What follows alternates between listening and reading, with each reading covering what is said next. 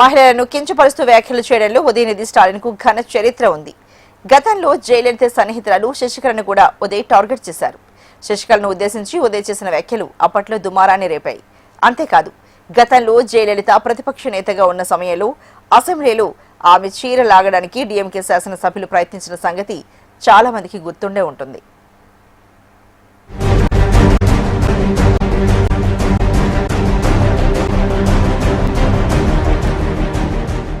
Vijay political entry ఇచ్చిన తర్వాత నటి త్రిష పేరు వార్తల్లోకి రావటం ఎక్కువైంది. విజయ్ ని విమర్శించే వారికి త్రిష ఒక ఆయుధంగా దొరికింది. విజయ్ మౌలికంగా ఒక సినీ హీరో. 2 ద్రవిడ పార్టీలను సవాల్ చేస్తూ టీవీకే పేరుతో సొంత పార్టీ పెట్టుకుని ఎన్నికల ప్రచారానికి బయలుదేరాడు. సినీ గ్లామర్ ఉండటంతో విజయ్ బహిరంగ సభలకు జనం వెల్లువలా వచ్చేవారు. దీంతో సమయం సందర్భం లేకుండా త్రిష పేరు ప్రస్తావించడం మొదలుపెట్టారు విజయ్ విమర్శకులు.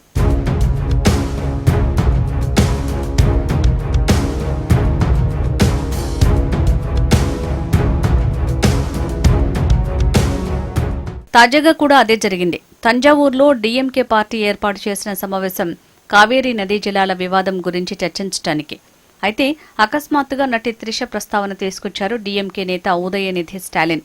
ఎక్కడి కావేరీ నదీ జలాల వివాదం, ఎక్కడి నటి త్రిష ప్రస్తావన, రెండింటికి ఏ మాత్రం సంబంధం లేదు. అయినప్పటికీ త్రిషనుద్దేశించి డబుల్ మీనింగ్ డైలాగ్ కొట్టారు ఉదయనిధి స్టాలిన్.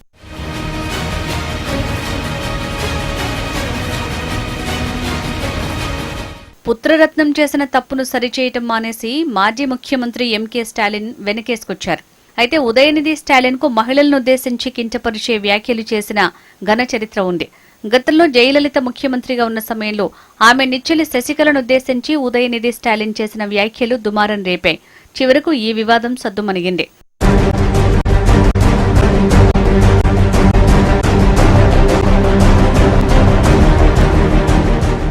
అసలు మహిళల్ని కించపరిచే కల్చర్ డీఎంకేలో ఉందా అనే అనుమానాలు కూడా వస్తున్నాయి. జయలలిత ప్రతిపక్ష నేతగా ఉన్నప్పుడు అసెంబ్లీలో ఆమె చీర విప్పడానికి ప్రయత్నించిన చరిత్ర డీఎంకే పార్టీది. దీంతో ముఖ్యమంత్రిగానే అసెంబ్లీలో అడుగు పెడతానని జయలలిత శపథం చేయటం, కాలక్రమంలో ఆ శపథాన్ని నెరవేర్చుకోవటం అందరికీ తెలిసిందే.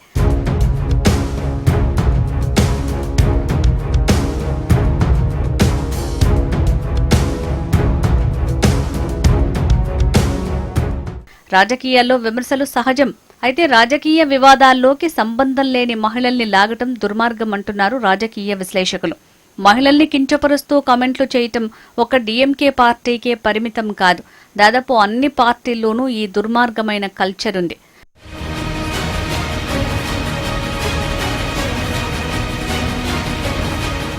అయితే డీఎంకేలో మరీ ఎక్కువగా ఉంది. ఏమైనా మహిళలను గౌరవించడం మన కల్చర్. డీఎంకే వంటి రాజకీయ పార్టీలకు ఈ విషయం ఎప్పటికి బోధపడుతుందో మరి.